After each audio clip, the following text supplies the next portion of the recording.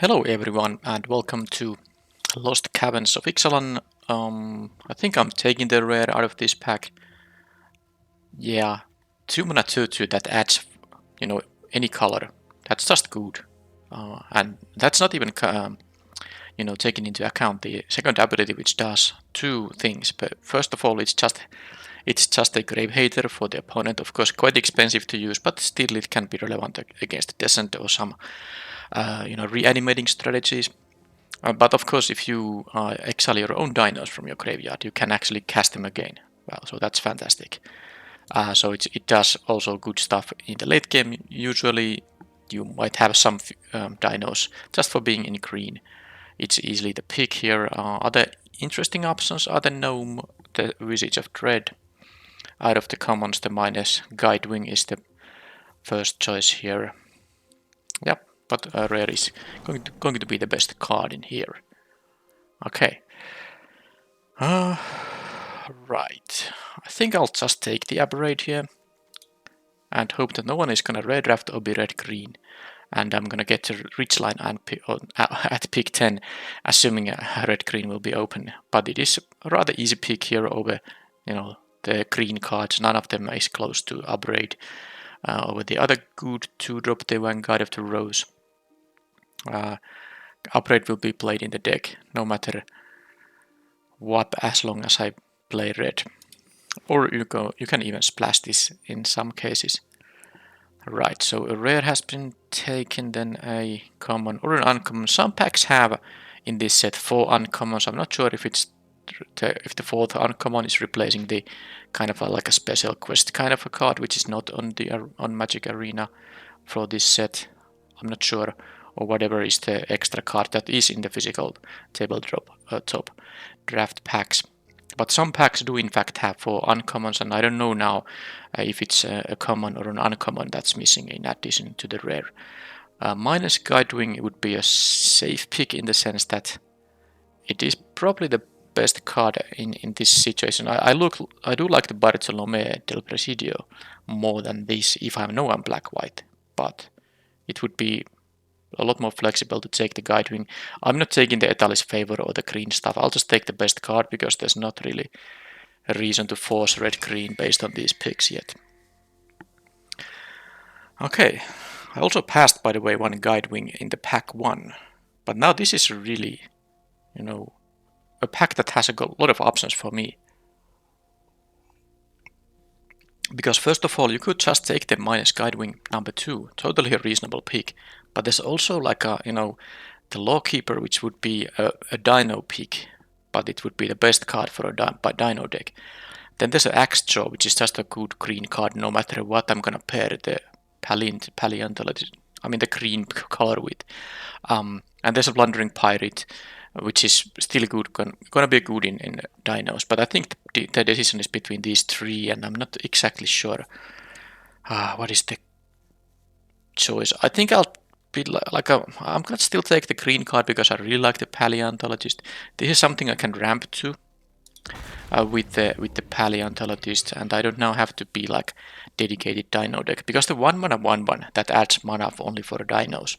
It's not really good in any other deck than the ones that have, I would say, like at least 7 dinos, and ideally more than that. And there's no guarantee at this point that I will be doing that.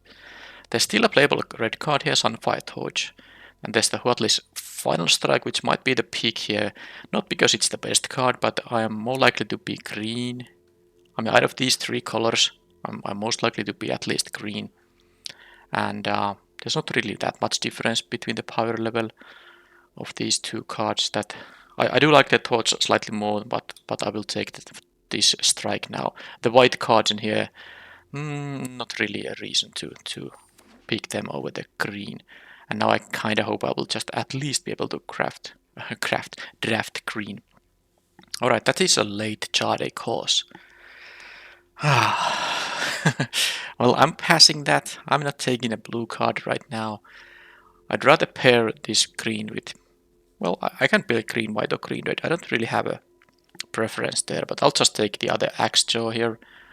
Very nice with the paleontologist because not only this accelerates into a turn 3 Axjo, but it also combines with the second ability to get to recast these things potentially, or at least make the opponent use a removal spell on my 2-mana 2/2, because this will, if this threatens to actually allow me to recast my cards from the graveyard, it's not something that the opponent is happy seeing. Alright, I'll take the torch now, because the white cards are not really gonna work in a green-white deck that well. I guess the Might of the Ancestors could, but even that is pretty unlikely to be very good. The landmark is good in the decks that have a good amount of artifacts, and green is not really a color that's gonna have a lot of artifacts, so I don't like that landmark in a green-white deck. And there's a Burning Sun Cavalry for the dinos. Let's probably do the dinos now. Did I pass something very good when I passed the Guidewing? When I peaked the Guidewing? I'm not sure. Probably not. So I think I have found my colors now. And I can take a Rumbling Rockslide, which I don't care about too much, but it's an okay card to run as like a 1, maybe the 2 copies. The other option would be to take the Over the Edge for sideboard, but I'll take the removal for now. And they say, well, I don't like the Bristleback really, even in a dedicated Dino deck. I actually think this is better in a deck that has Descent stuff going on. And here I'll just take the 3-drop. Actually, don't think I have any 3-drop other than the spell that costs, non-permanent spell that costs 3. And again, I'm seeing late Bartholomews. I think the white-black archetype is really fun to play and also can be very strong, especially if you have this key uncommon in it. But of course, there's just no way I'm gonna move the white-black right now. I don't like in the presence of ages unless I'm descending, so I will take the Ancestors 8. I would prefer the green 2-drop, a 2-mana trick that gives +3/+3 and trample. It's gonna be better with dinos, but this is still an okay card to run. I don't think I care about any of this. Okay, there's a sideboard card for some case. I don't think I'm gonna put the Child of the Volcano to my main deck right now, because I already have 2 4-drops and the Rumbling Rockslide, all of which I will play over the Child. Alright, well, this pack has multiple good options. You could even consider doing like a splash for the Molten Collapse, but it's not really gonna be the pick here. I would take many cards over it. I would take the Jump and the Upgrade and maybe even the 3rd Axjo over this thing before I would consider it. Splashing is not easy in this format, and I don't want to mess my mana base for just a removal spell. After all, this is a 1-for-1, sometimes maybe a 2-for-1, but that's rare. Alright, the actual question is it going to be the Jump or the Upgrade? I like the fact this destroys artifacts. It can be really relevant sometimes, but this could be better in some decks with a high concentration of dinos, and I might be one, but I think I still like the versatility of the Upgrade. The shatter part of this effect, destroy target artifact part, it's just so good in this set, not in all sets. Alright, am I gonna splash for this, because that is a very nice card, and I could consider splashing this. Also because this pack, while it has good cards like the Waterwind Scout, this Cave Crawler, and also the Join the Dead, which I all think are good cards. I mean, these are not cards I'm gonna play in my red-green deck, and I'm unlikely to switch colors. And I would just, if I'm switching colors, it would be yet another green-blue deck with the Deep Phantom Echo. I'm not taking a pick to Rumbling Rockslide. I'm taking these and looking for opportunities to splash this. If it doesn't happen, then I'll just cut it. I don't think I miss out on a lot from that pack. I mean, if I took like the Rumbling Rockslide, not really a big deal. If I don't get it, alright. No splash enablers. I'll take the guide here, I suppose. Yeah, it's a... Oh, by the way, I do have this now, the Ancestors 8. This does give me a treasure token, can be relevant for the Echo. But yeah, let's take the guide here. A fairly weak pack for me, but it's a decent curve filler. I don't have any 3-drops really. Oh, I have some, but not many. Alright. Another slightly unexciting pack. But maybe it's just gonna be the Dino Automaton. There's nothing wrong with the card, I just don't particularly need any more 4-mana spells. Especially like 4-mana creatures that just, I have enough of them already. But this pack is not exciting. Okay, I'll take the menace thing. Okay, there's a promising vein, so this is a good spot to consider it a splash. Because, yes, there's a Cody Scavenger, and I would pick this if I hadn't picked the Deep Phantom Echo, and I would be straight up red-green. Of course, there's not many, there are 3 cards that would be considered, and this is going to be better than these. So you don't always get to the Descent 4 in decks that are not dedicated Descent decks, but it would still be an okay pick. But now I'm still interested in running the Echo, so I'm going to take the Promising Vein here. And that's gonna help the splash, because usually I don't want to splash with like multiple sources of the splash color. Ideally I will have one island in the deck and nothing else, no else land that produces blue, unless it's like a dual land. But there's no blue green or red blue dual land in this set. They were in the previous one. I could take another Ancestor's Aid.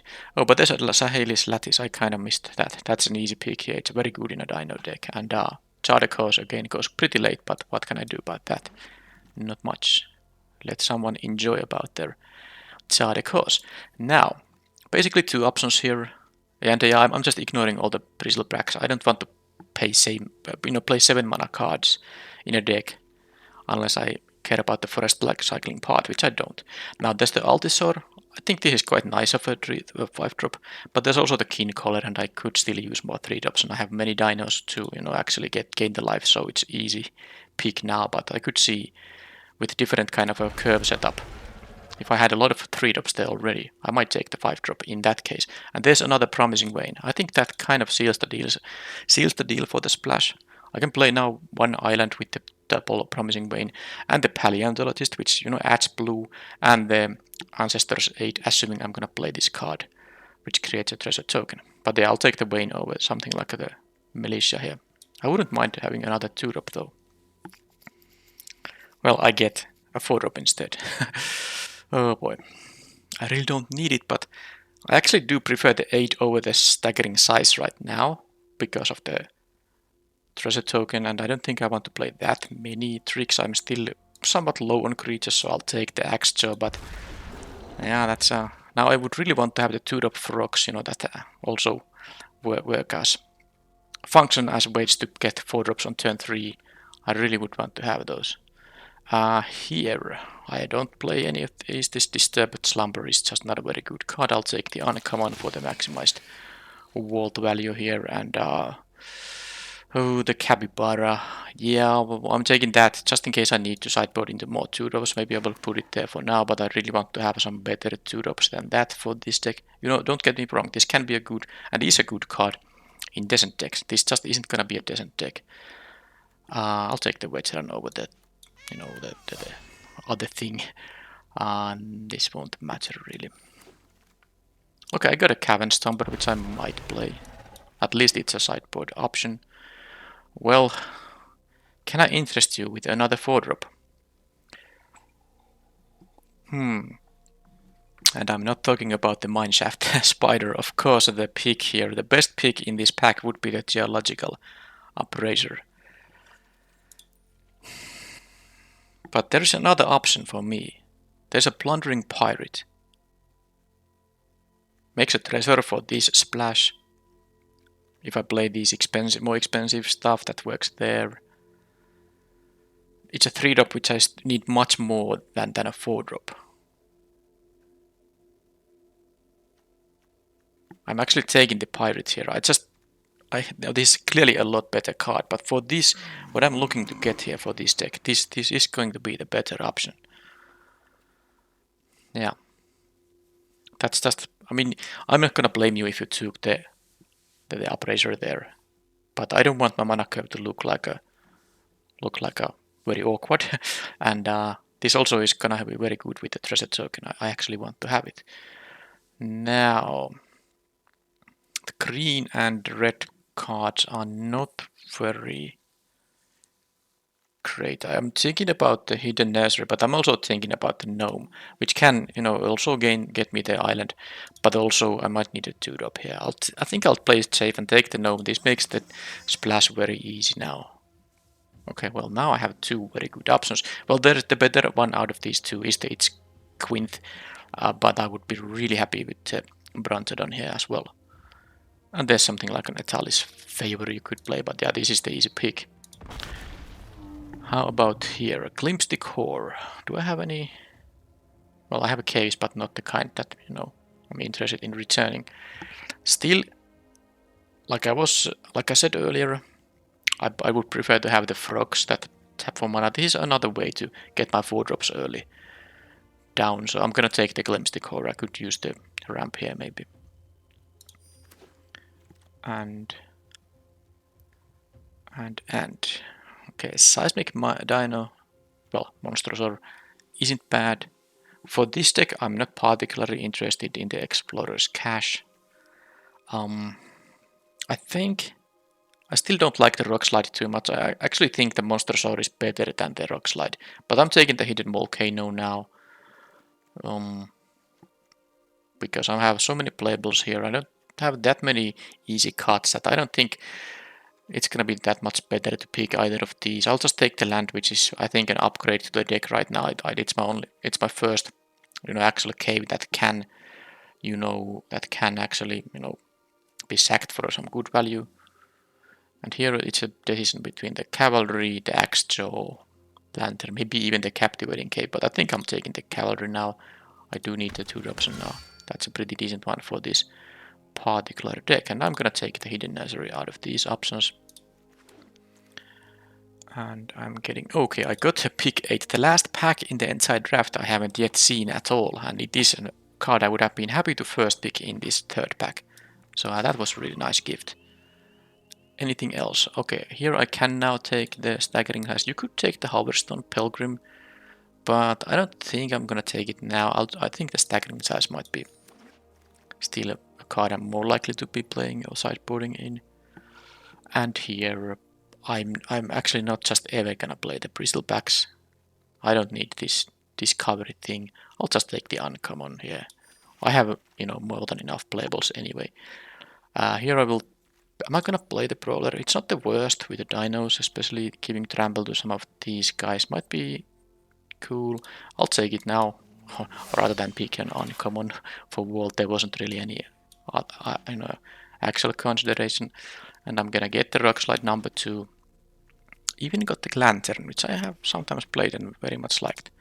Scythe too.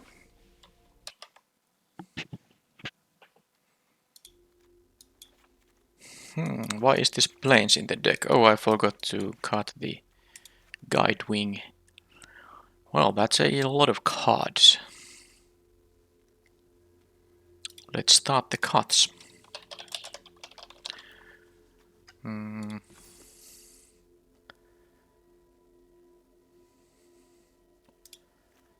Okay, I think from the main deck I will be just cutting the Malamet Scythe. Maybe the Lantern. I think I'll keep the Torch. Some small creature removal. I'm, after all, not having that much removal. That's the double upgrade.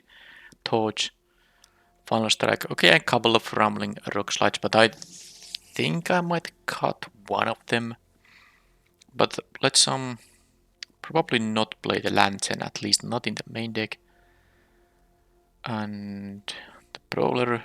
Okay, I'm not playing the Capybara. I will play the Brawler over the Capybara. The Shiny Lattice is not a 2-drop creature, so let's do like this to eliminate it from the group. 1, 2, 3, 4, 5, 6, 7 2-drops with some early removal, well, basically 2, and also the Glimpse the Core, which you can count as a 2-drop. It doesn't immediately put anything on the battlefield, but it can help, stabilizing by, giving you access to more expensive creatures quicker. Here I'm actually thinking about not playing the Gnome. The thing about this Gnome and its splash enabling, I mean, I will use it when I need to. If I can, play. If otherwise I would feel like I need to play 2 islands, but with a Gnome I can, leave with 1. That would be I would be playing that. But if I have, and I do have a decent way to get my blue mana, either just fetch the island by other means, or tap for blue with the frog or the paleontologist, or get a treasure token from the pirate or the 8, which I think I will be main decking. And that's a lot of ways to get the blue mana. But yeah, the problem with this thing is that sometimes you need your splash color, but you don't want to draw a land. So, and the 2 mana 2/1 is just not a very good creature. Of course, it's a very weak size creature. So you want to benefit from the ability. So let's say I have 5 or 6 lands already combined in my hand and on the battlefield, and then I still have the Deep Shadow Echo in my hand. I draw the gnome. That means I will definitely get the island, but it's still a kind of a wasted draw step to put a land on the top of your deck when you don't need to actually draw a land. So I'm gonna cut this because I have other means to get the mana. And this is enough plays for turn 2. This is still 6 creatures, and yes, you can play the Itch Quinto as a 2-drop if that's your only option. You quite often will do that unless the opponent played like a 3/3 or 1/3 or something like that on turn 2. But yeah, this is 6 creatures, and then there's 2 upgrades and the Glimpse the Core. Basically 9 relevant plays for turn 2. And the cuts will continue. Things you could cut is the Veteran and one of the Rock Slides. And one of the tricks, which I think would be the Staggering Size, despite this being usually the better one for this kind of decks, but I do want to have access to the treasure.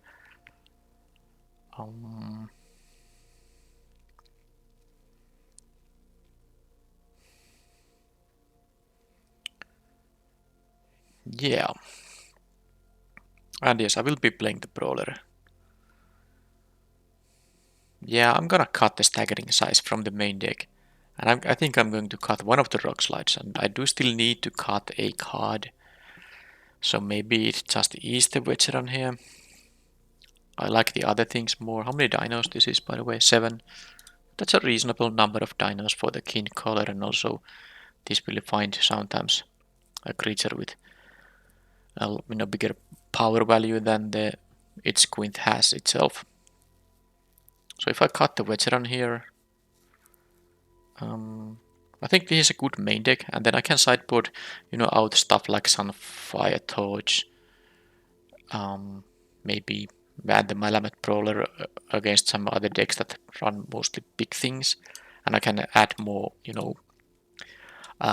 bigger impact plays such as the Veteran and maybe the Staggering Size or maybe the Rumbling Rock Slide. But I like this as a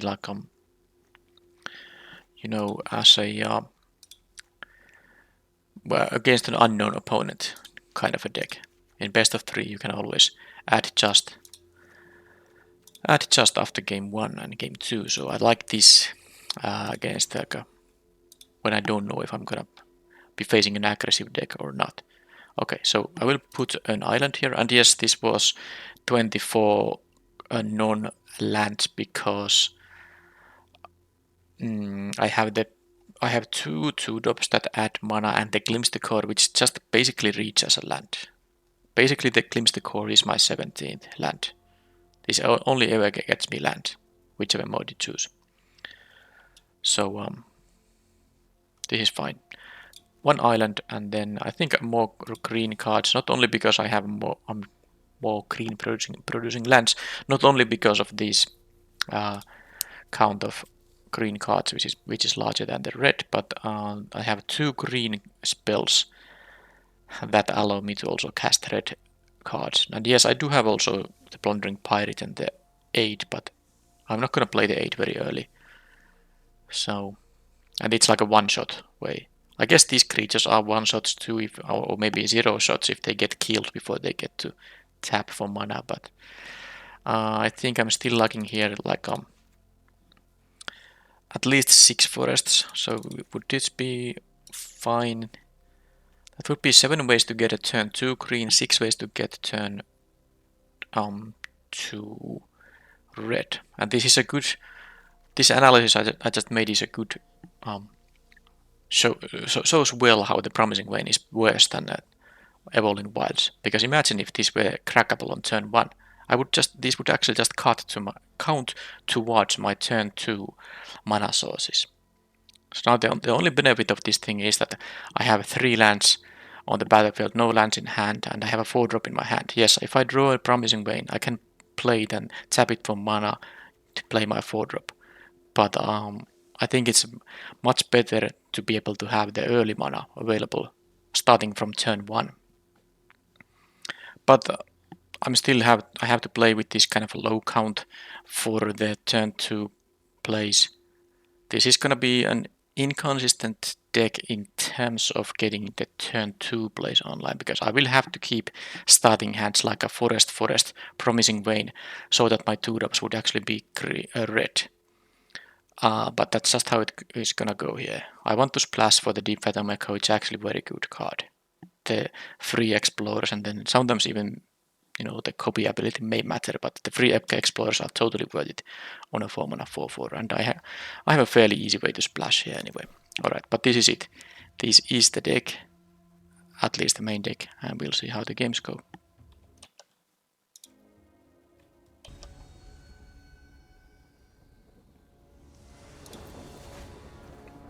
Okay, I'll keep it. It's a bit risky, but if I draw 1 land, this Explorer will help me getting my 4th land and so on. And I also have many 2-drops left in the deck to draw. And 3 of them will actually add mana. Okay, they mulliganed. I start of course with the only play available, and this will be my turn to play unless I draw a better 2-drop now. Which I didn't. Okay, that Ancestor's Aid is actually not bad at all. Because they might...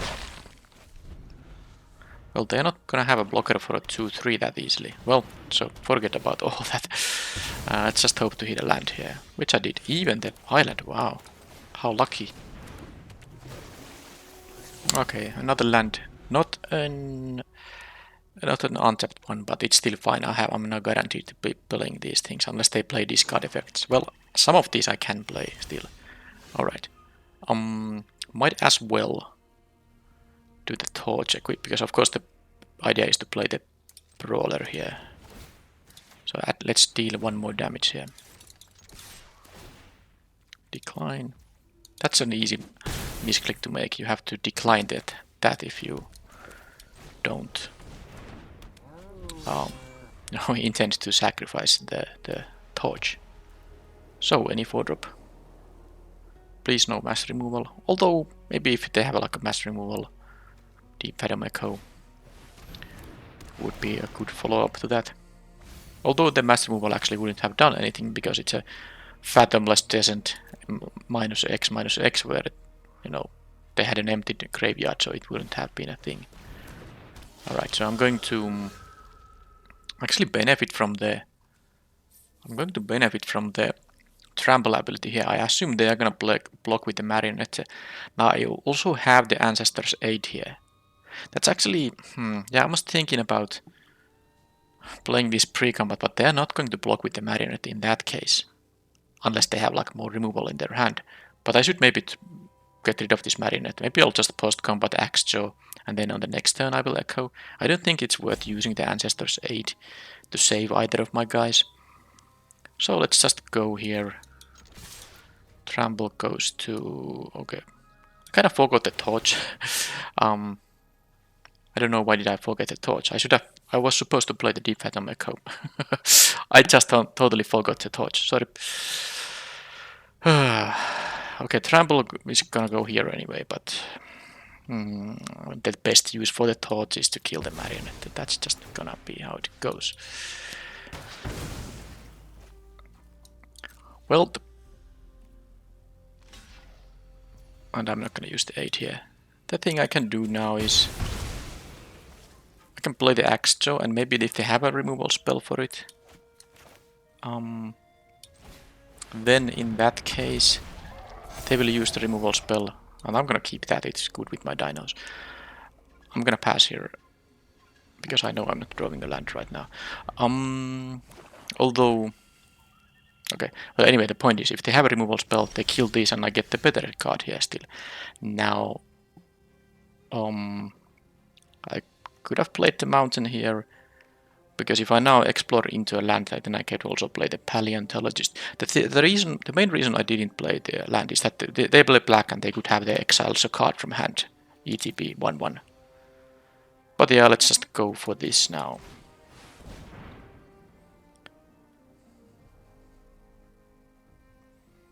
They're gonna have a spell of some kind, of course they didn't use the Tithing Blade. But let's see if I get to explore now, or do they kill the echo thing? Okay, another axe jaw seems to be a very decent. No point copying anything. So yeah, I'll trample here. It doesn't probably matter. I think they have the exiles tapped. Exile creature, yeah, the whirlpool, which costs 3 when you target a tapped creature. I'm still gonna play around an effect that makes me exile a card from my hand. And they need something very good. That is not too good. They will get the Death Toucher, but I do still have my first strike trick, and you know what is also the case. The Brawler can give this guy trample, so it's not even a good jump block. Is it basically lethal? It could be if I'm getting...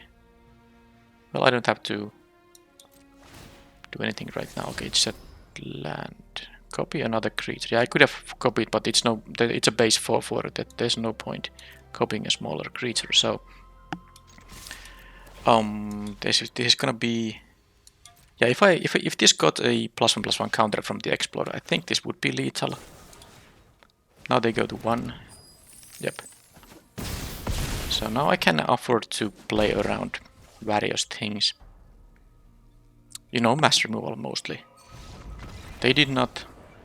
Okay, that actually tells me they don't have a mass removal in their deck. But there are 2 options. Although the white one doesn't work because I have the Brawler which would survive. The white one says that from each player 1 creature that has at most 2 power will survive. But the other one is now the -X and they had 1, 2, 3, 4, 5. Yeah, it would have been enough to kill both of these. So I think what I would have done is play the Axe Jaw post-combat. There's still no point, you know, playing around the rat that hard that you don't even play a creature here. And then if they indeed have a rat effect, which is probably the only thing they can have to win from that point on, I can still play the paleontologist at least, and keep, you know, exile my axe jaws and well, that was exiled, but you know, this thing and all that, and I still have some gas left. But yeah, let's go to sideboarding, and this is a black and white deck. Do I care about the rock slide? Do I care about any of these?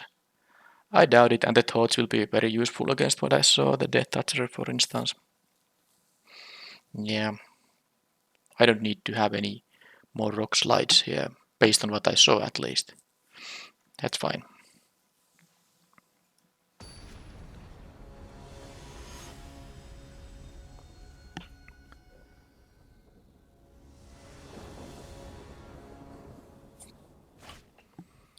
Well, I'm not keeping a one lander, even though I have these 2. If I knew I'm gonna draw a land, yes, I would go for it, but it's just, you know, I can have 3 non-lands on top of my deck and lose because I didn't mulligan. This is fine. I don't need another forest. This Glimpse the Core is gonna get me a forest anyway. So do I want to have a turn 3 Dino Automaton, or do I want to have the Brawler here? Well, it does depend on what's here. Okay. I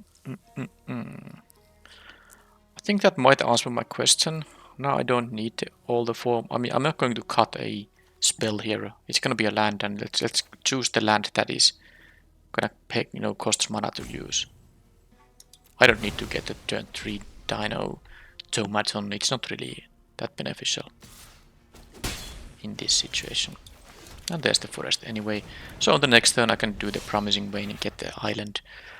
Turn after that Dino Automaton. Okay, I'll sack that for sure.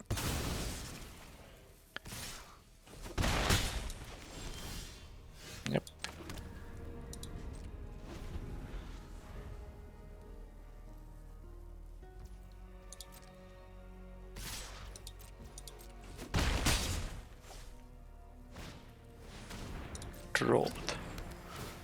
Okay, do they have the second color? They didn't even have a land drop despite drawing the extra card in them.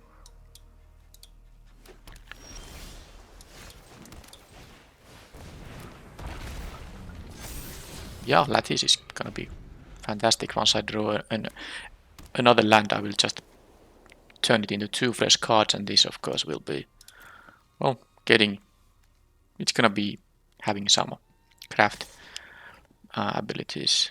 Craft, you know, fodder there. Okay, so they are clearly wanting to get a treasure and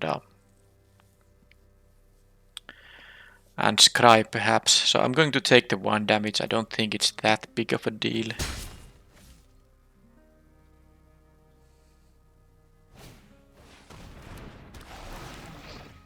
I can use the Dinotomaton there. If they double block with the snail and the marionette, I think it's fine. They chose not to mill, by the way. That's a little weird. Why wouldn't they mill there? They even have a tithing blade in there.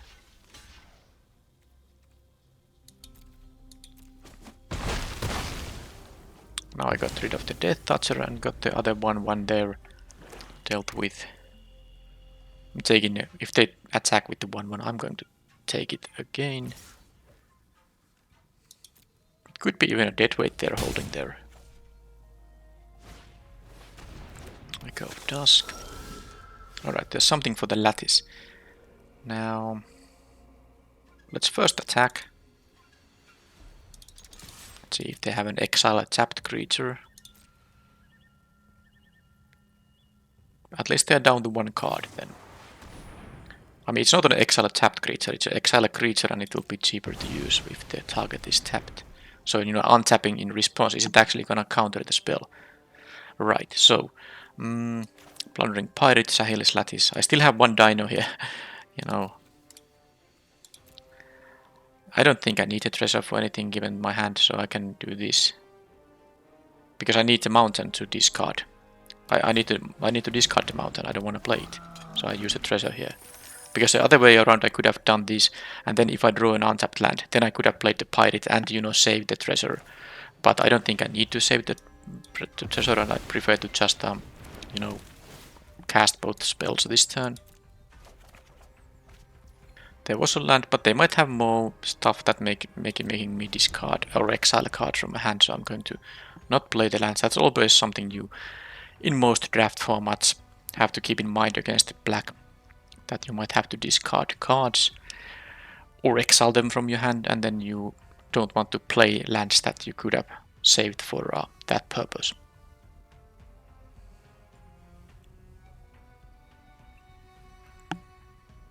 They're checking their graveyard, so probably they're gonna get back. Okay, there's a helping hand. Haha, like I said, this is the reason the mountain is in my hand, not on the battlefield. They return to that thing. They want to kind of play the kind of game where they expend my resources, but I'm happy to have the lands to exile. Now, I don't want to keep taking a ton of damage here. They're not gonna have a dead weight. I guess they could have the +2, +0 and then it returns, but they have good targets for that thing anyway.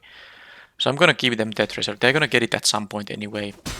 Treasure and Scry, be my guest. And also, you know, Echo of Dusk gets closer to you know, whatever. I can also use the Paleontologist to keep them from getting to Descent 4.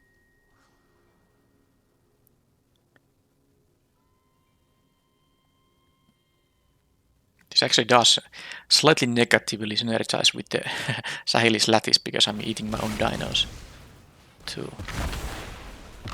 Eating my own dinos. What happened? I mean, to you know, fit this so this can't have any food.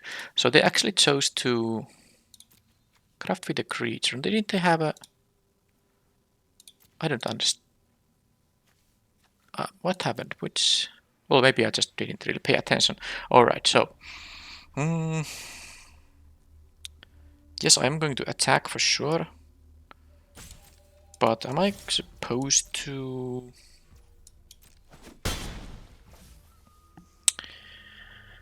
I'm actually just tempted to use the lattice now, and maybe this. Yeah, okay, I'm gonna do that. It's 5 mana, isn't it? Yeah. I'm gonna do it now. It's a good turn to do it. It's still a 4/4, and then I have a blocker for this thing. I don't wanna keep taking damage now that they have the Sepulcher going on. Okay, that's exiled. So it's a race. They are winning this race, of course, but also I do have gas left with the hidden volcano. The paleontologist not doing much right now, but guess I'm just going to. There's no more lattice or anything. I think I will. I'm going to play the land now because I might use the Ancestor's Aid and the Promising Vein. Now I don't need to use the treasure for that. I also might want to use the paleontologist twice. I mean, it's a possibility if they don't attack a drought. Okay, they get more cards. Let's see if they have ways to sack these. You know, this color combination does have them quite often. So let's see if they're gonna attack here, and I'm gonna have to. It's gonna be a little awkward if they have a response to this, but I don't wanna keep taking damage because the Sepulcher is quite annoying there, to be honest. So we'll see now what happens.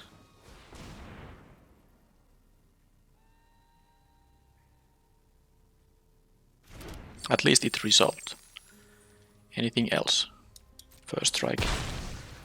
Dealt with. And here, I think I'd take another red for that land. I do have the treasure, but it doesn't seem like it makes a big difference exiling something from the graveyard right now.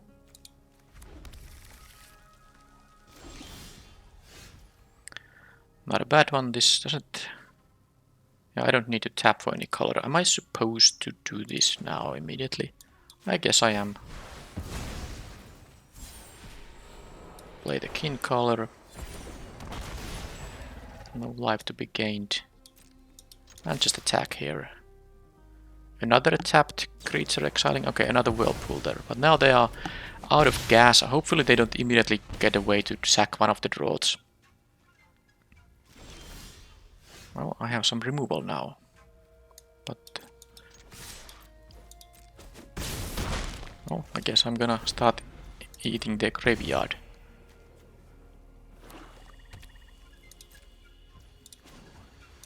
Any permanent cards from there. The creature first.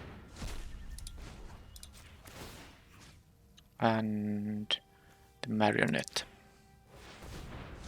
Not gonna use the treasure for that. Alright, let's go. More attacks.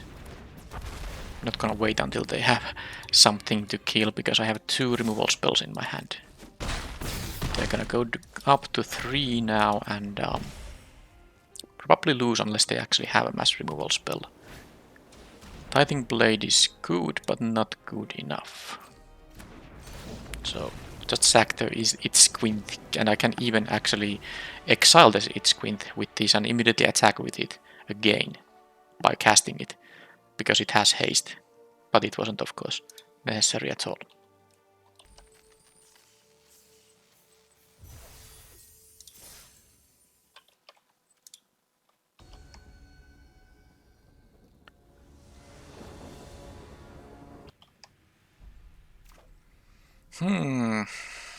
Okay, then.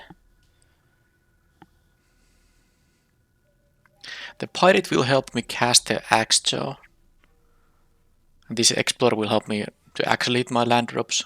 I still need a land for the pirate. I'm on the draw though.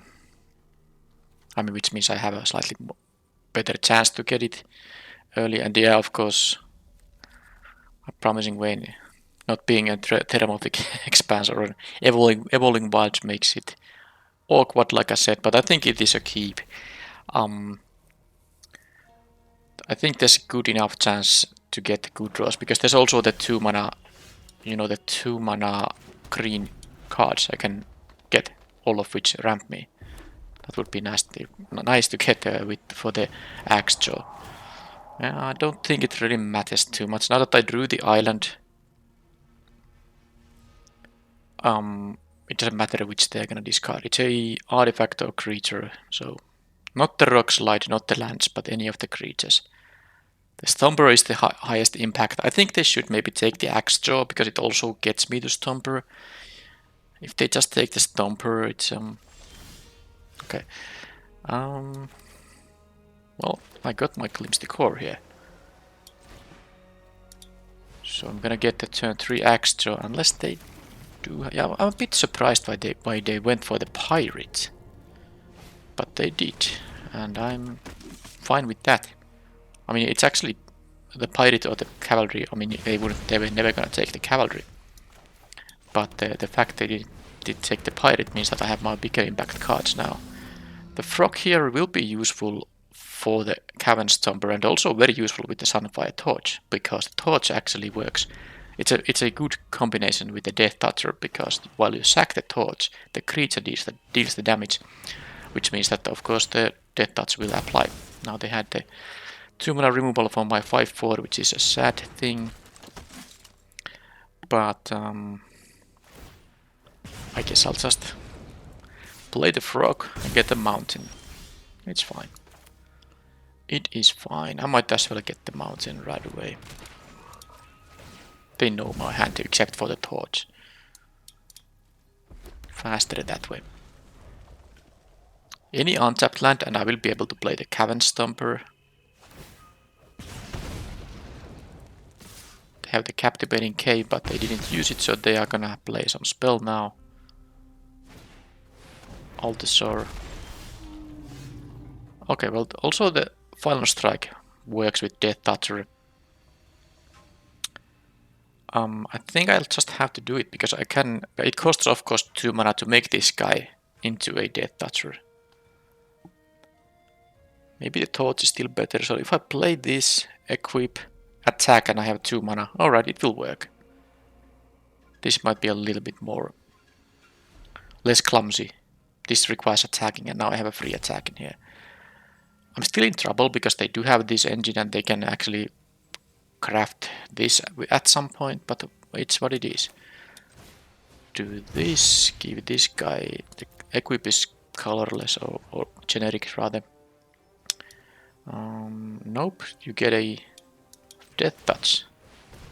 Then I will do this to equip in here and attack and throw the Torch on the Altisor. Take action. And Death Touch will apply here. Alright.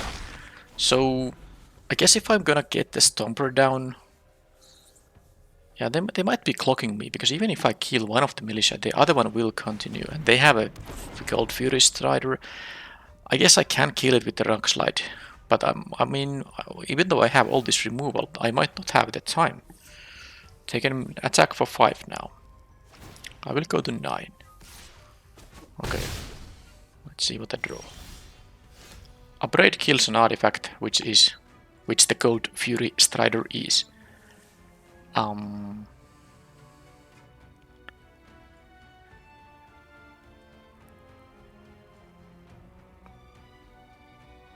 Well, that is the best use of upgrade here, I would say. I can even play the Cavalry there to keep a blocker around. The Visage of Dread will be a problem. Also the Tithing Blade. I am in trouble here for sure. At least I will have a blocker on a militia. They can still attack with both and deal 1, but they might as well tap both of them for the ability to deal 1. But they do have the Captivating Cave. Now if I go to 6 now, because they... Yeah, I might go to 6 now. They use the Captivating Cave to make a 3/5. I'm not going to jump block with the Cavalry. I don't think I can afford to do that. But they crafted 2 creatures which they had in the graveyard, but I can still use a... They have a Molten Collapse. I can use, of course, the Rumbling Rock Slide. Yeah, I have to do it. They know about it. Might as well use it right away. And since I'm not gonna block with the Frog, I might as well attack with the frog. I absolutely need the mana for it. But the Tithing Blade, I do have 2 upgrades in the deck though, so this actually will be a problem. I have one way to gain life, the dino, that makes me gain 3 if I have another dino in my hand or on the battlefield. But they still have not used Captivating Cave, so let's see if they go for the Tithing Blade instead. It's a paltry thing. They actually should first... Oh, that I think is a slight mistake. They were supposed to, in fact, first use a militia, because they can craft it even if it's tapped.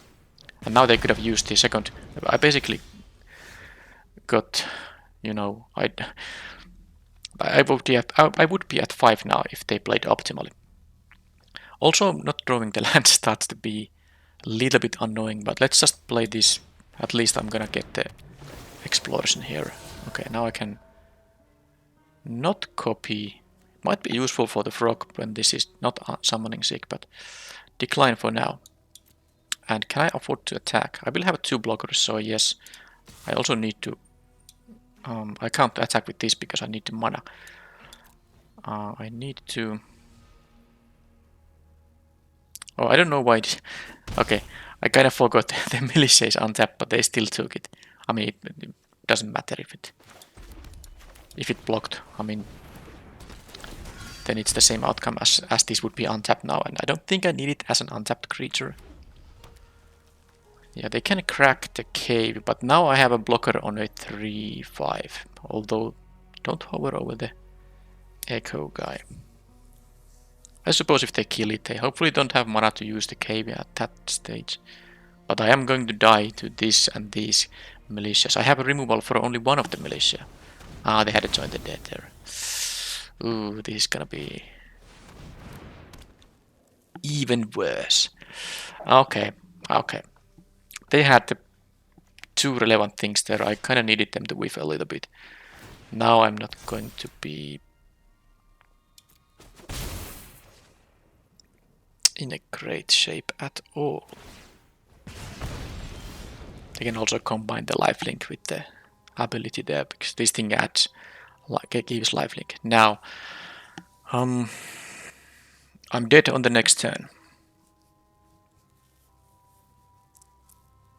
Yeah, I needed the life gain right now.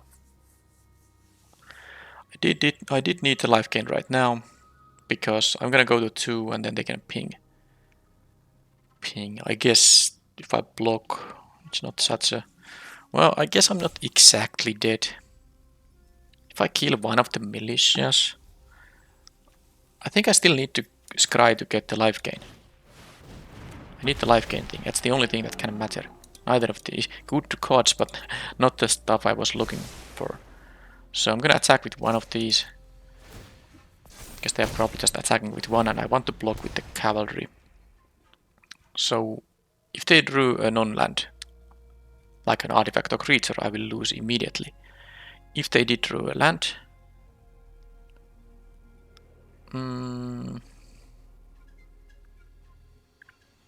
Yeah, and I have to actually use my Cavern Stomper here to kill the militia guy here.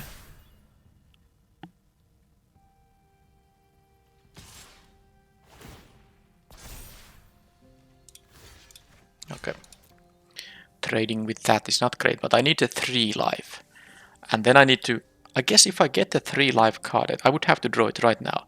Then I can use the Huatli's Final Strike to kill the other militia, and then I would be at... Well, I will go to 1 now. I would have a few turns, so there's like a chance. But I would need that 1 card right now. And I won't be able to do that now. I will lose to the Sepulchre here. Yeah, they got 2... They got me to 2 low life total. I'm not gonna show them any cards, because it's a best of 3 match.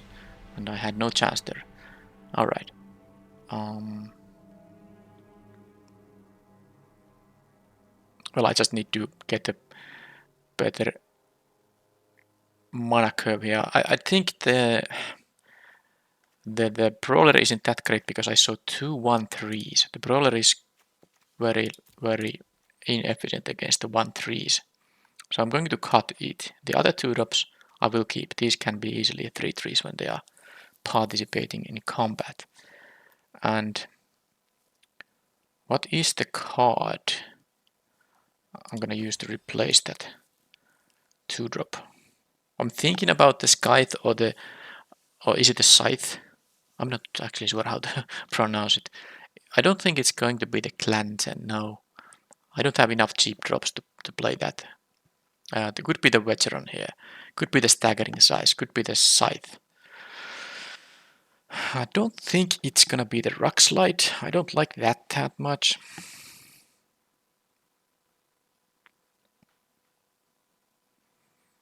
I'm gonna use the Staggering Size here. And that's it.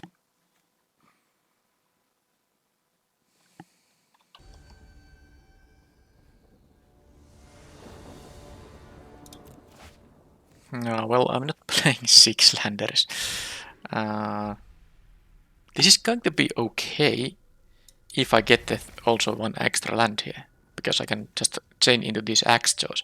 And now it's tempting to actually have the Stumper around, but I think it's just better to not, because these things help me get the 6th land as well. But I think I'll just chain these into each other, assuming I can even do that. At least the opponent did mulligan to 6, and that's good. Now I have a game plan here. And now I ideally don't draw many more lands, because I would rather have the 7/7 than one of these, but okay, that's a good sight. I'll keep that on top. They know about it, but it's not a card that's gonna hurt me too much about them knowing. Now they might have the...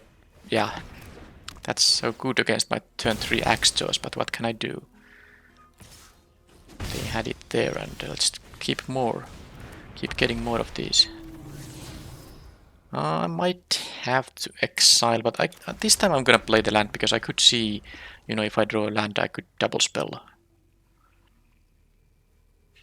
Because I can play the pirate first, and then of course with the treasure, the axe jaw, assuming I get the land. Okay, they know about the Staggering Size, so the block with the Necromage isn't the greatest, but I think they still want me to use the Staggering Size, but it's also safe for me when they're untapped. I mean, tapped out, the complete opposite of untapped. Maybe they don't block, it's also possible, which is fine because I can do the pirate into axe jaw play in that case, but now they get a couple of things to use for the militia, but that was always gonna happen whether I use this thing or not. At least they will take, what, 6 damage here. And then I will be getting another axe jaw. And hoping to not draw many lands here. That's a good start, it's a very good start. Not so great if they are gonna... because I saw the -5/-5, so it's a little bit awkward if they leave mana up for it. Because of course I know they have it. I mean, sorry, they know I have this Ixquint here. So it would be the greatest thing to just, you know, do this pre-combat, kill this, attack for 11. But if they have the -5/-5, I kind of waste it. So there's no reason to do that. If they take now 9 damage, I'm happy. Because if they do now kill the other axe jaw... okay, well, what's this? Upgrade. Well, I'm gonna play this thing. There's no need to play the Ixquint as long as they are tapped out. Untapped. Why did I mix these two things? That's gonna be an upgrade, right?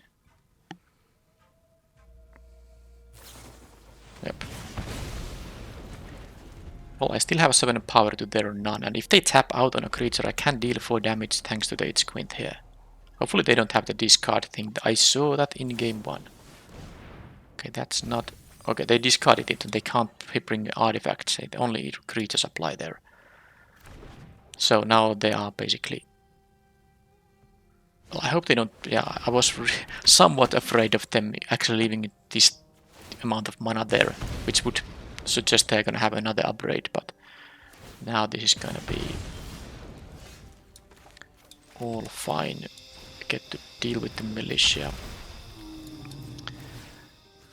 And they will be going to 1 here, if I'm not mistaken. Yep. They have no blockers because these guys obviously don't block. So they need a mass removal effect now, probably. I even have the hidden nursery here. Alright, game 3 it is. So did I learn? I saw pretty much the same stuff as in game 1. But I need to also pay attention to this thing while... Yeah, this is... They get to choose from my hand. Is that gonna make any of my cards worse? Do I want to put more beefy guys like the veteran in the deck at the cost of something, you know, less exciting? I guess the staggering size is... I don't know, it's still good. The rock slide seems like almost something I want to cut and maybe just play the veteran instead. I don't know why do I want to suddenly play the veteran, but it feels like a... There's not really much... I mean, the creatures I have seen are the Sunshot Militias mostly.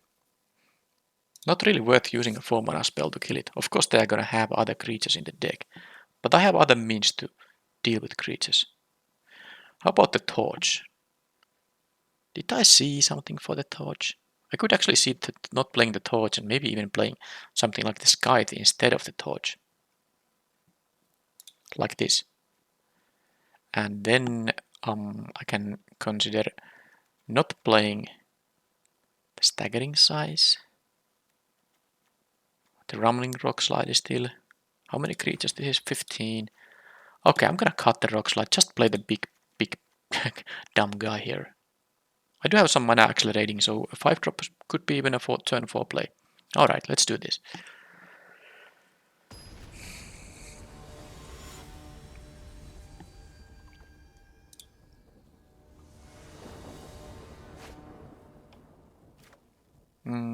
Well, that's all the colors here. Let's keep it. I do even have a 2-3 start here. Okay, that's a fantastic start in terms of my opening hand. Let's see if I have to discard something. Nope, militia. So the burnings on cavalry. Not sure if I'm going to...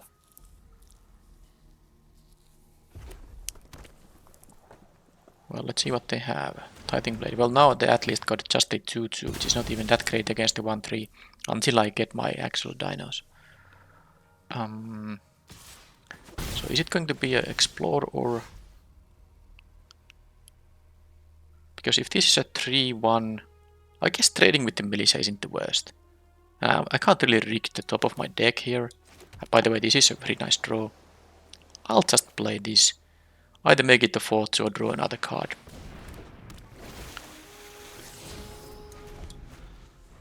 My mana is fixed now at least.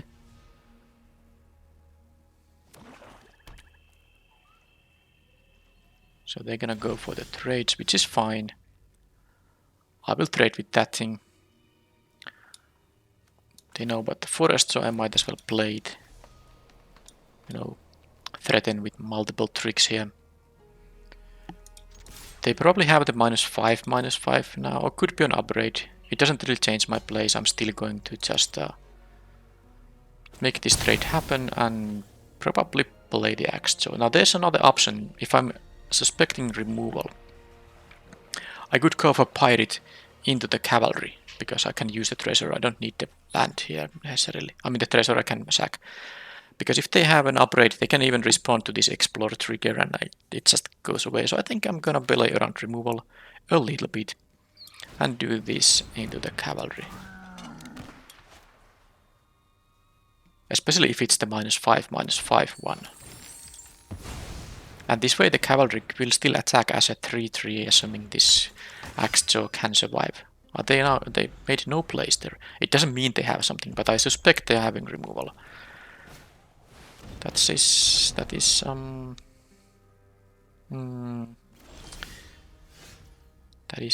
something. Let's see. Well, now I can't attack into that with the cavalry because it doesn't get the pump. But I can, of course, attack with the pirate and then they will know exactly what's going on. But I'm gonna deal 3 if I can. 3 damage is enough to make it worth it. Let's play.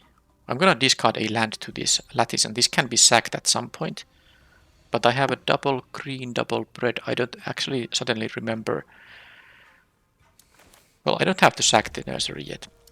And I don't know why I played the land first, because this might actually show a tapped land, but well, I at least know now what to discard on the lattice. Any dinos here yet? I don't think so.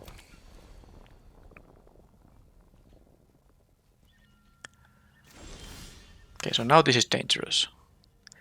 Now this is dangerous because they are, yeah, I have to assume they have a trick. I really wanted this to be a 5-4 because, you know, it would be so much better on the Strider. But, yeah, I can't really play the Ancestor's Aid into open mana. It's just not, it's way too risky.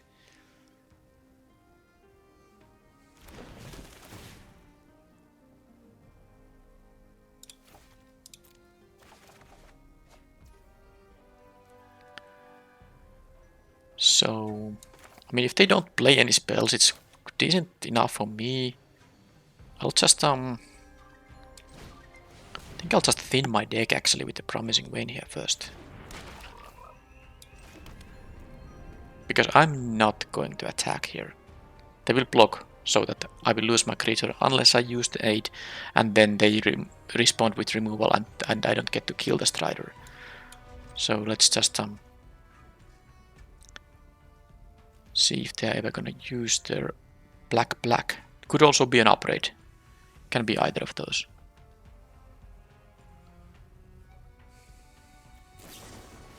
Another chance. Okay, well that's a good instant to have at end of turn.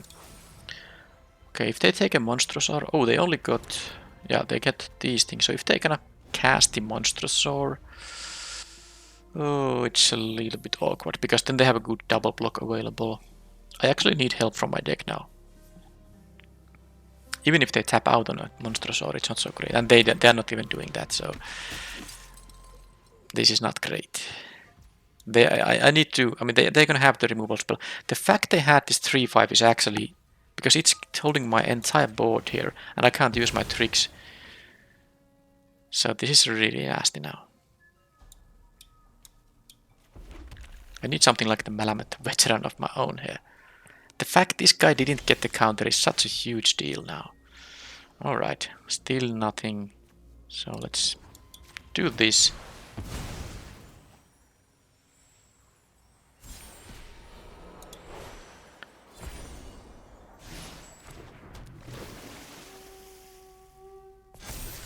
Okay, well there's a staggering size. I'm gonna draw that. Doesn't really make my situation that much better, but I guess I can attack like with everything on the next turn, and then I will be dealing a bunch of damage anyway. It's not like they can all the time miss out on using mana. I mean they can, but I'm the one who is building a board here while they are not doing much.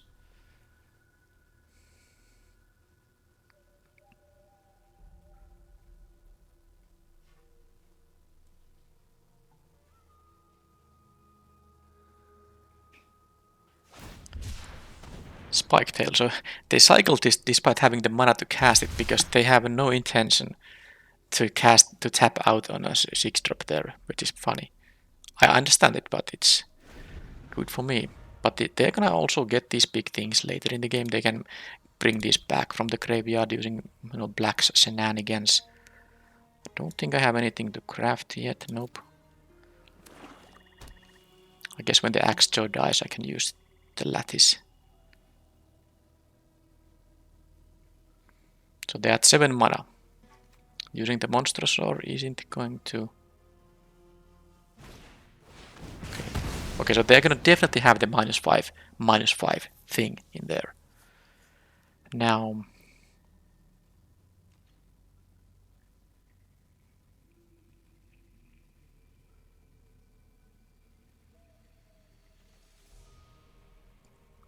I guess I'll just use my Hidden Volcano then.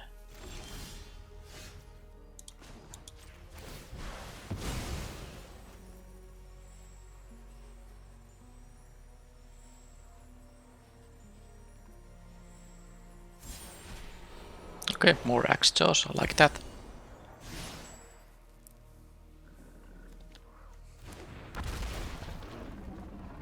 But this Cold Fury Strider is... That's a real problem, but let's make this... Okay, that's great. First of all, this is a 5-4 now. Second of all, I have a 7-7 coming up.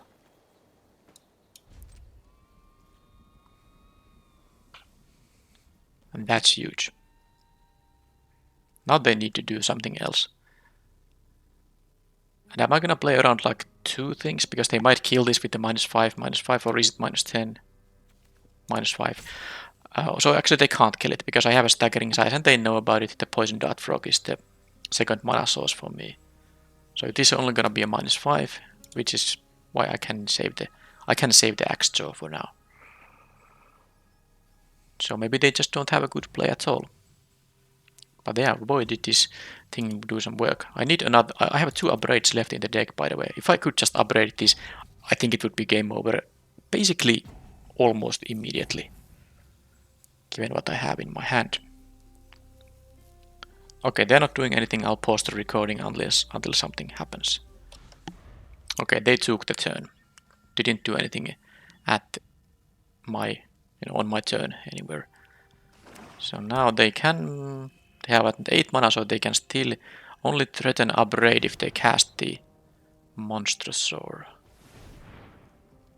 So that there are 2 cards I don't know about. One of them is probably most likely gonna be the -5/-5 thing, and then the other one is something I don't know about it. They're gonna go for the Tithing Blade. That wouldn't really matter too much. The thing is, they're gonna have to do something to the Axe Jaw. I can't just trade with the Strider, They might double block, and I'm not gonna use any tricks there, of course.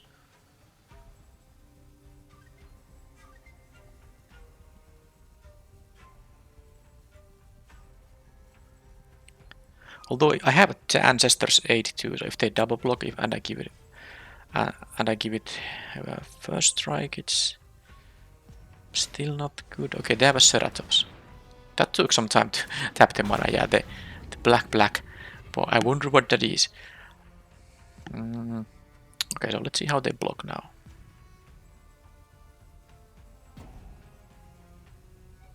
Okay, they're using their timeouts. I mean, is that such a... they can't be imagining about the militia here doing it. Like tapping for 1 damage. I'm at 19. They need to stabilize this board before they can think about dealing damage to me. They are just running out their timers for some reason. And yes, I do understand it's completely possible they don't have the spell, but it's so... I can't... There's no really reason for me to risk it. If they are having like another land in their hand, I'm just fine with that too.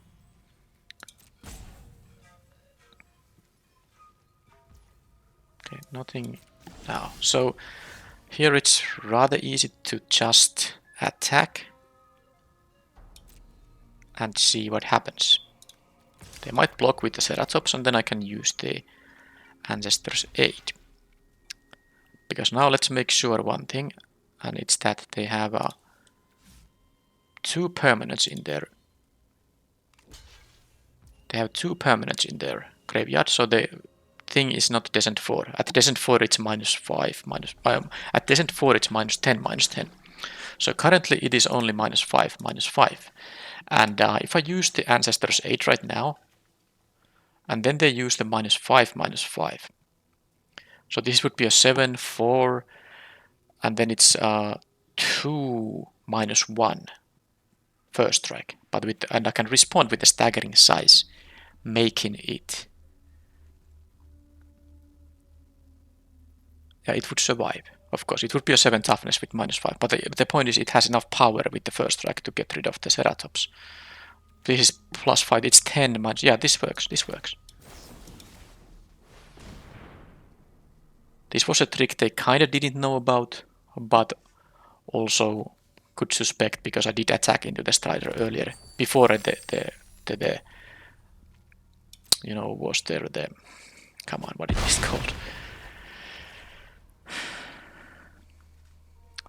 This staggering size was revealed later on. Alright, so I can 1, 2, 3, 4, 5. Yep, I can just do all this.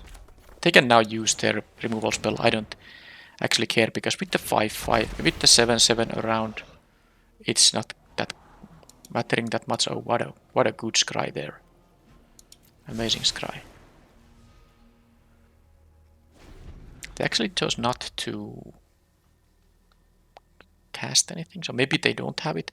I think that was the spot for them to deal with the 5-4. Maybe they are thinking about getting you know, the Descent 4 so that they can actually -10, -10. Okay, the paleontologist, another thing they need to deal with, like pronto.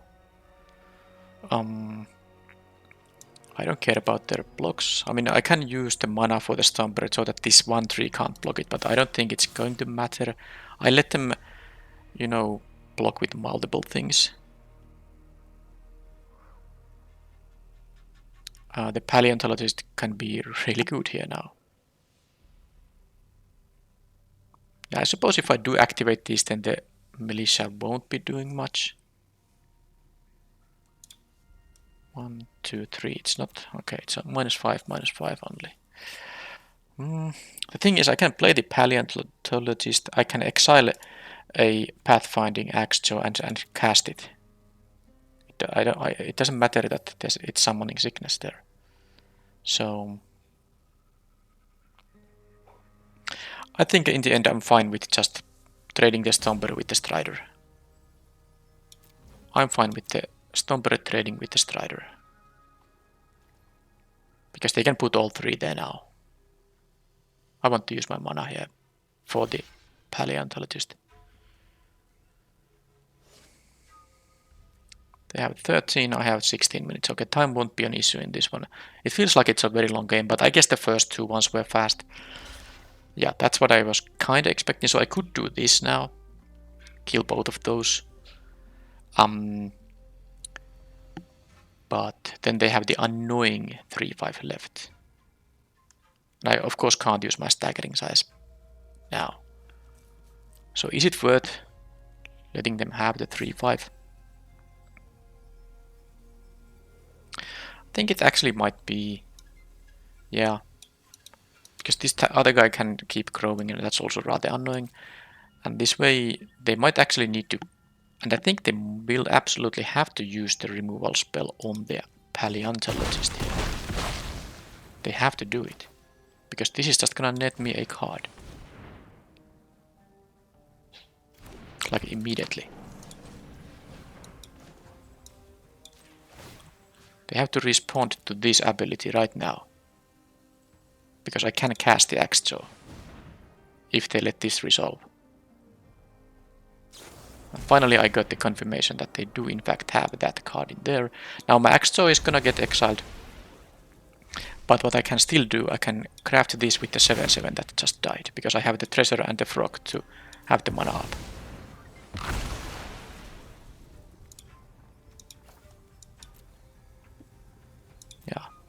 Yeah, I have a 7-4 there.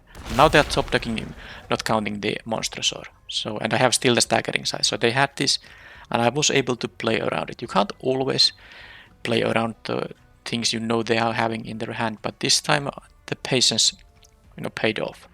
I had better stuff, mostly because they weren't able to, develop their board because they had passed each turn with mana up for the Join the Dead. That really hurt their chance to add to the board. And of course now it's just, even if they play the monsters, or I just attack with like everything, use the staggering size, probably win on the spot, given that many of these will be unblocked and I have the staggering size. Alright, that was the match. Pretty interesting game 3.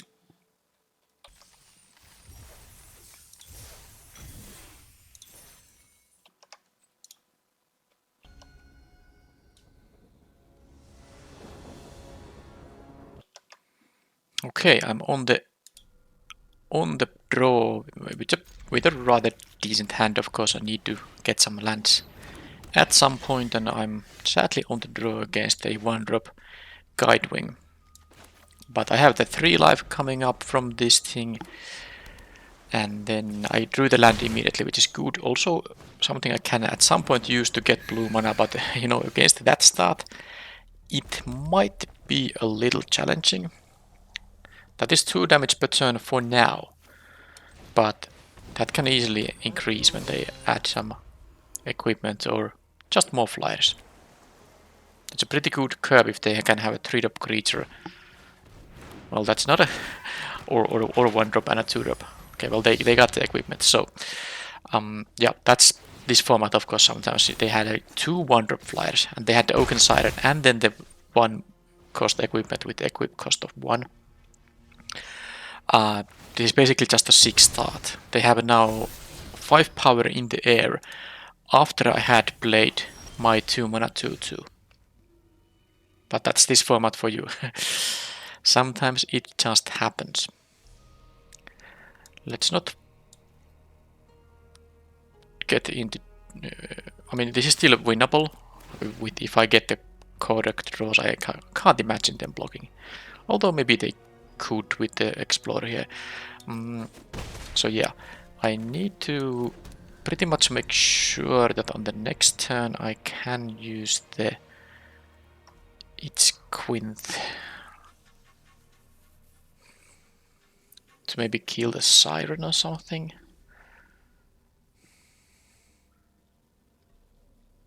I can guarantee by playing the Pirate, which will give me the treasure, of course, for the 4 mana. Yeah, it's such a shame because I had a good start here, especially after hitting this land drop. I can have a pretty good curving out starting from turn 2, but it's just not enough against this kind of a start. Now I could do the 3-drop, and then if I don't draw an untapped land for the next turn, I would have to play the Pirate in that case. I think I'll just do this. I mean, this has 3 power, this has 3 power, so in terms of my clock it's the same. The toughness barely matters because they're gonna most likely just attack and not block. I guess they can actually kill my treasure with the hammer, but that's rather unlikely. But they have a 4/4 there. Okay, they just curved out perfectly. Now I did have the untapped land here, but the problem is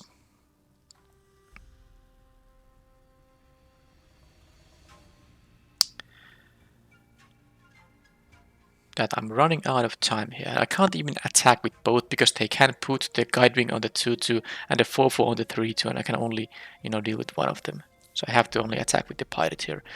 Really bad stuff. I mean, the fact they had the 4/4 blocker after this start, and yes, this thing tapping for artifact mana means that the 5-drop came with 4 lands only. They just had such a perfect start here that it's not really easy for me.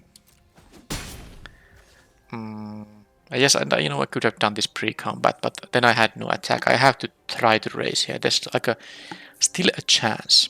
I have the 3 life here after all coming up. So I think the correct play here this turn is to... Because I could kill the Siren for sure. But I can also just play the King Collar and a tapped land. I have a blocker for the 4/4. Oh, I guess I would have had it regardless. Now they know about the Itchquint, but this was the way to guarantee the life. If I play this, then this would die if I double block this, and then I don't even have the life gain up. The question is, am I going to play the Hidden Volcano or the actual mountain here? I think I'm willing to just do this. And the next turn I can... Okay, they can equip the 4/4 though. That's something I didn't really consider. Yeah, that's bad actually. This is really bad. Yeah, that's totally something I missed. I have to lose both my guys, but I guess I'll just have to do that. I'm not taking all the damage. Don't know if I could have even done that much differently there. Tinkerstone, okay, that's just giving them more charm blockers. They had such a nice start there, and they also, by the way, 1 step from actually crafting with this thing. This Siren. I just need to kill the Siren. Although now that they know about this, it's Quint. I mean, I can do this in response, use the 8 to kill the Siren. But they even have a jump blocker now available. I can't even deal the damage.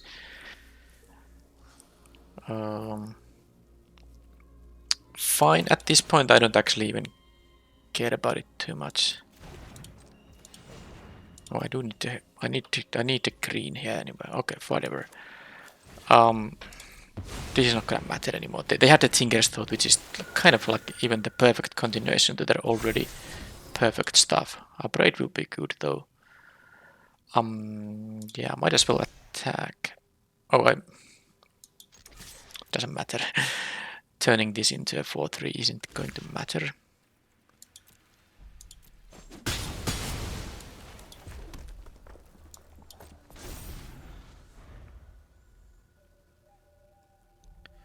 If they draw a land now, that's really bad. Then again, if they draw a spell, that's not great either. But with the upgrade, there's a... I can even kill the mural if I feel like I need to. Well, I'm not dead yet. I'm just happy I'm not dead yet. But if they have a land, they can do this and get another 4-4. They can eat the Tinker's Toad from the... Okay, another Siren. Well... It's not over. Alright, let's not make any mistakes. Because I can do this copy thing here if I really want to. But it doesn't really matter. There's no point copying any of these. Especially not the legendary one.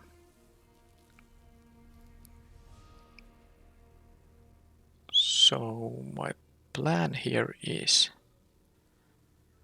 to kill the Siren right away.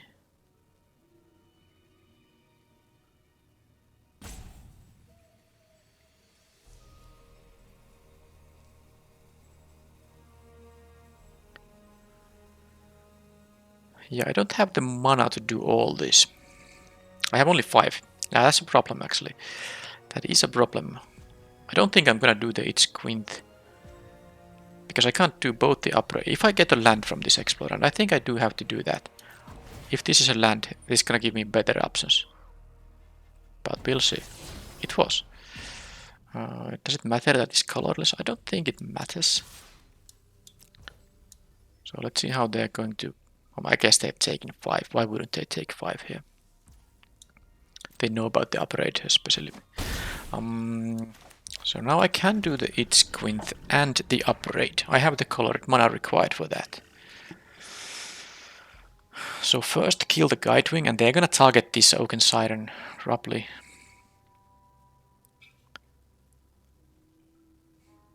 I do think I actually need to kill the Sirens, because that's what's keeping them from getting the mural happening. I know I can just kill the mural, but I need to also kill the Air Force in here. I mean, I need to win on the next turn. So let's do this and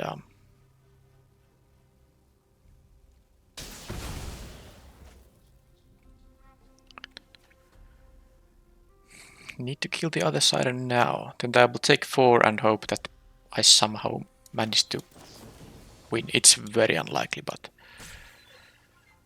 I don't want them to actually untap, because if they hit a land drop, they can actually just do this thing, which is... I guess in that case they wouldn't be able to attack.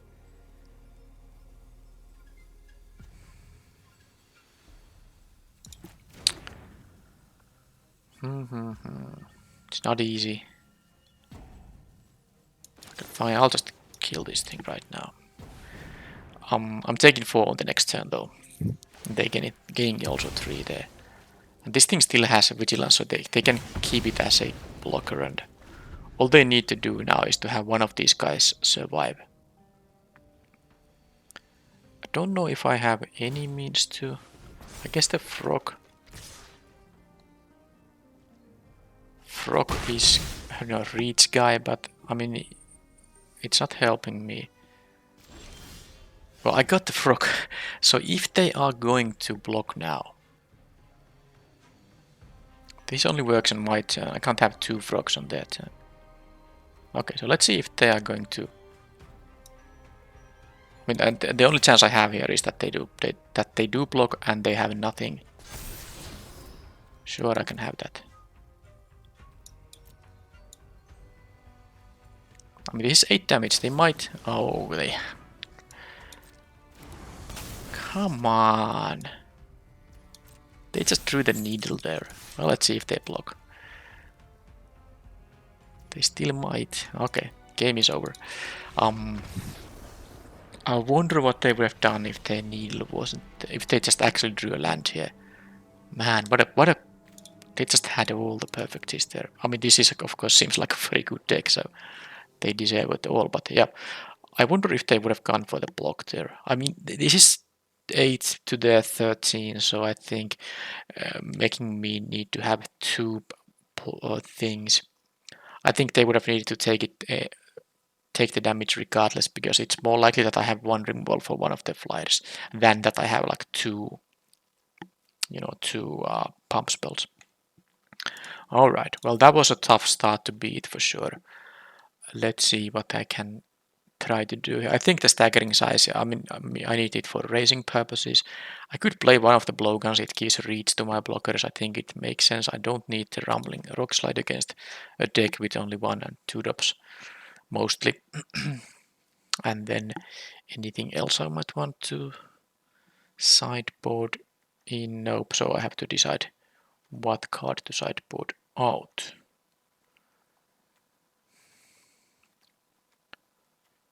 The Cavern Stomper probably is gonna be sideboarded out.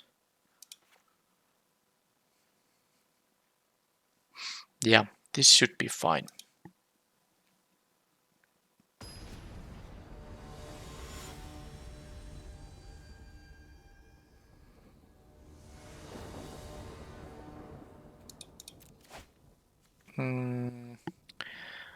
It's very slow, but I can keep it because I do get to... and I wonder if I'm supposed to...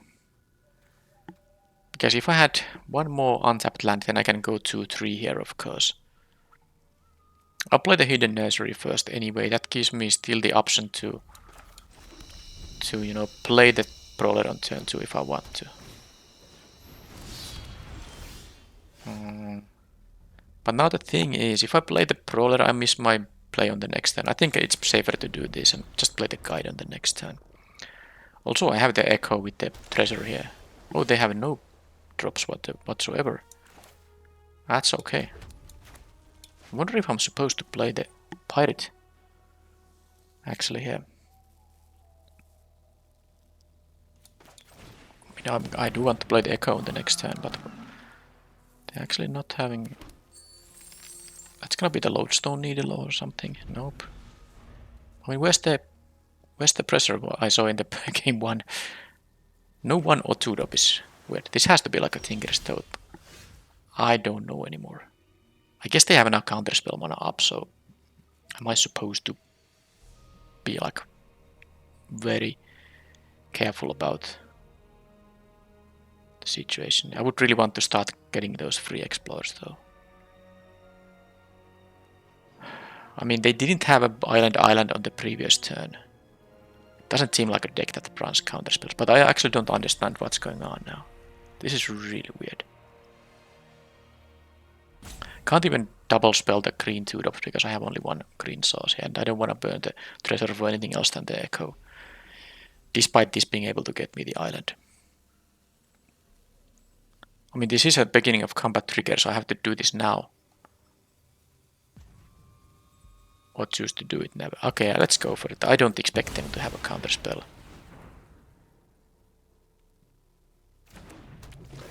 Okay, anything else? Do I get my Explorer? Yes, I do. Alright. And I even drew the island I don't need anymore.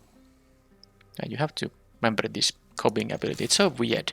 But I guess it can be useful, but it's so big creature that you don't usually copy something. But I suppose you can have the 7/7 that I did sideboard out, for instance.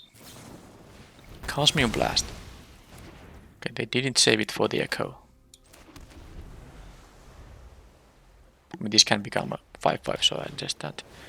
Okay, it can tap. Okay, they start having. I mean, this is basically one. I don't even care about the stuff they have going on right now. I'll do this. If I'm lucky, I get the forest here. If I don't, then I can have the promising vein, and I can crack that for a mountain. And I have the Ancestors 8 here if I really want to. Although I kind of forgot that this thing happens. No forest. Would have been a nice mistake if I actually drew a forest there. Yep. Well, so it was still a mistake, but now it didn't cost me anything because I didn't draw it.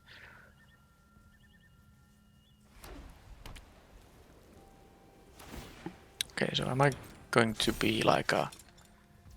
I think I can take the damage here now. They are not even in a position to raise.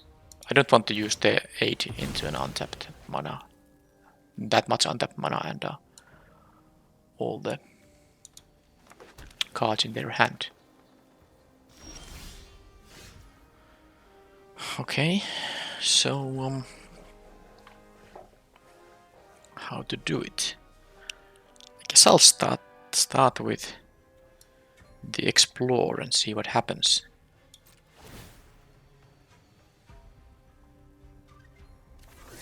Okay, land. Decline this. I guess I could have explored pre-combat to have a larger chance to make this into a 5-5, but well, there's no really any hurry in here. So what I can do is I can just play this guy.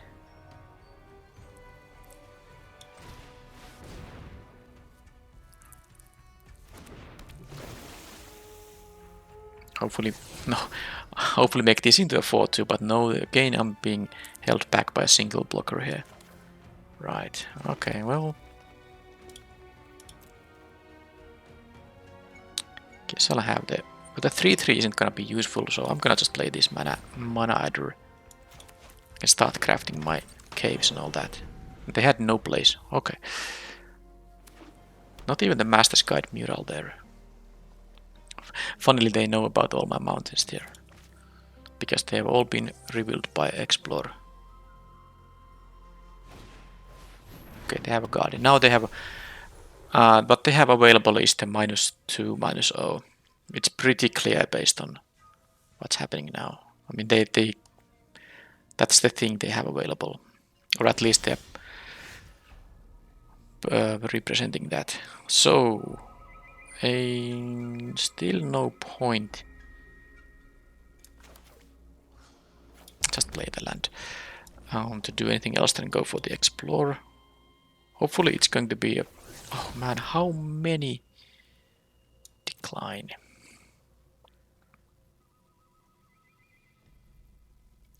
I need to counter there, but I even played the land pre-combat and then I drew the other promising vein here, but no attacks and I'll just crack one of the lands. What else do I use my mana for? How about this Explorer? Is this gonna show me another land and I have to actually discard to hand size? Glimpse the Core can get me back the thing from the graveyard, but that's not really very valuable. Brawler. Or keep mana up for some activations. Just do the Brawler here.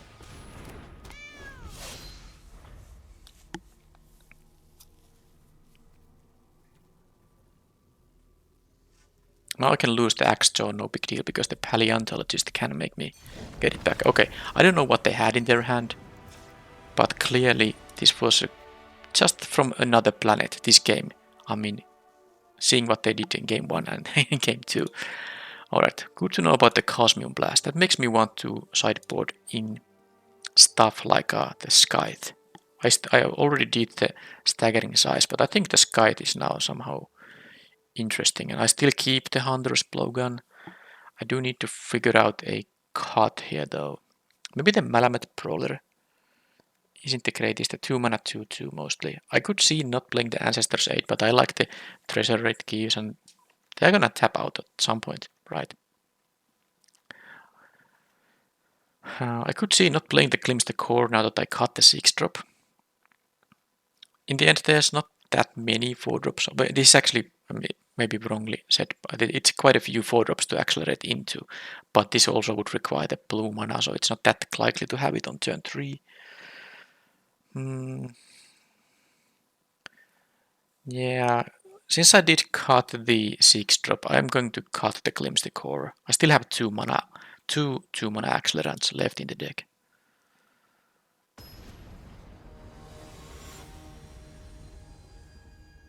Now, please, no repeat from the game 1. That was so wild. I have a playable hand. It's not the greatest because I don't have any. I need to draw some good stuff, which I did though. No reason to play the blowgun right now. I'm just gonna play the tapped land. And since I have the axe jaw for 4 mana, and yes, I don't see any flyers there now. Not a 2-drop yet. I'm gonna just play this as a 2-drop because I have these 4 mana plays available and try to start the race, and I have the final strike as removal regardless. Okay, this is the same. This is the repeat of the previous game, not a repeat of the game 1, so that makes me happy. The Larcenist I'm not too happy about, but I can... Oh, they actually didn't want to give me the... Wow.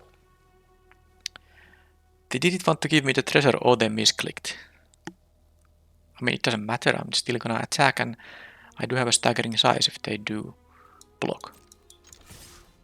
And if they don't block, I'll just play the kin color, which was, by the way, a perfect draw here in this situation. This is going really well. It helps that their first play was on turn 3 and not on turn 1. And with the stuff I have here, I'm pretty happy about the situation. Especially if I just draw 1 land, but I don't have the 6-drop in the deck, and the other uncastables are the remaining 3-drops. I have 1 more axe, so I have the Dino Automaton and then the blue-green rare.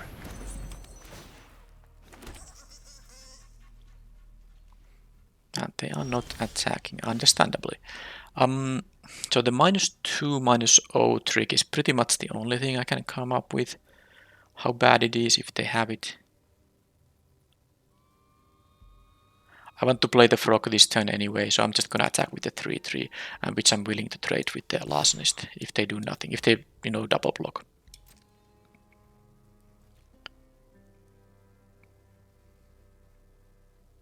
And then if they use the -2, -0, then I can...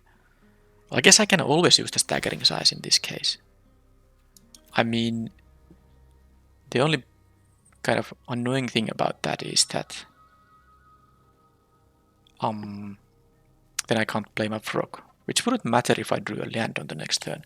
And I can still play the blowgun at least. So this being a 6/6 means that even if they make it into a 4/6, these both die. I don't think there's that much they can punish with. Fine, let's go with this.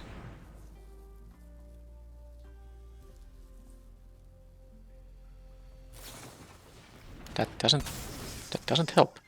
It's too big still. Wow, they even wasted the clockwork wrestler there. Wow, I guess they saved 2 damage, because it would have trampled.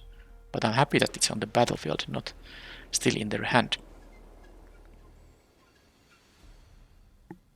Well, I guess I can use the blow. I sided this in because I was wanting to use it defensively as a reach blocker. Making my guys into reach blockers, but I can use this offensively. The +1/+1 and death touch also means that I can attack into any non-first striker, any non-double striker, and at least guarantee a trade. Also making double blocks pretty bad. Okay, they have their flyers, but this is slow now. I'm ahead in the race. Even the Scythe here. So I'm just willing to take any block. They might have their tapped out, so I can use my tricks however I choose best. So let's see how they block. Let them do the thinking, because with these 2 instant speed effects available, of which I can only do 1, I think this can't be too great for them. So I think it's just time for the Scythe. I will start taking 4 in the air, maybe 5 if this Explorer hits that way, but I'm gonna have a bunch of power here. Yep. I'm gonna kill all of this, because this will be 4 toughness and I can use my sideboard technology here to actually make this eat 3 of their jump blockers while still have this enhanced creature in here. This race I'm going to be able to win, especially if I just get 1 more land at some point, but I have the final strike on the Cloud Guard if that's gonna be too annoying. Okay, 7 mana is still a ways ahead. Well, it's the axe jaw time for sure.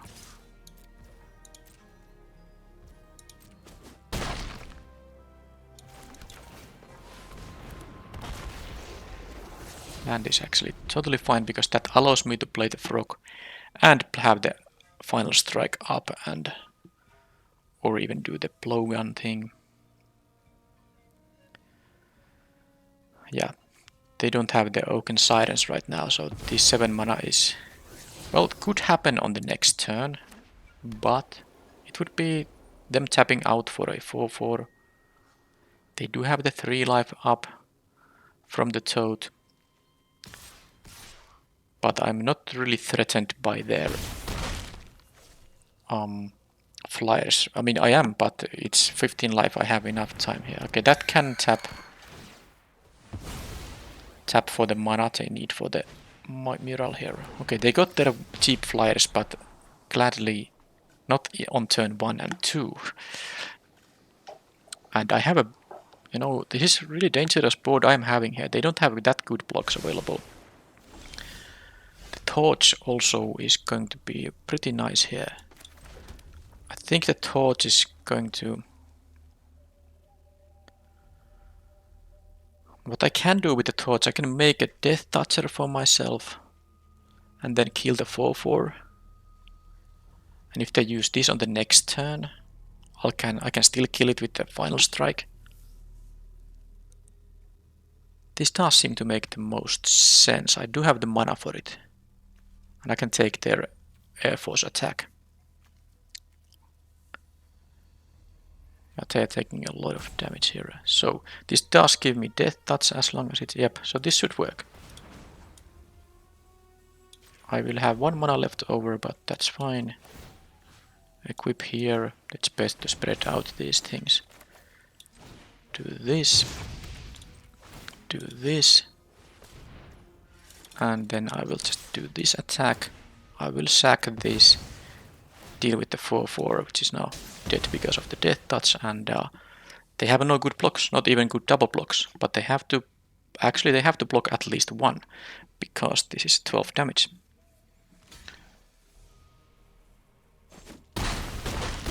And hopefully they don't have like the +2, +1 for every creature.